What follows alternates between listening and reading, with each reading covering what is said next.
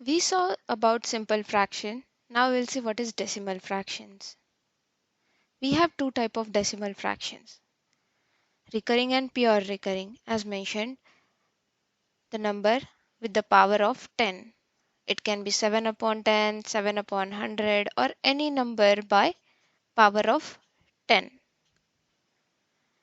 Such numbers are called as decimal fractions. There are two types in decimal fraction. One is recurring and one is pure recurring. So in recurring, say for example, number 3.1454545. Say this part of 45 is recurring again and again. So you can write it as 3.145. In this case, one or more digits are repeating. But in case of pure, all the digits after the decimal point, they are repeating.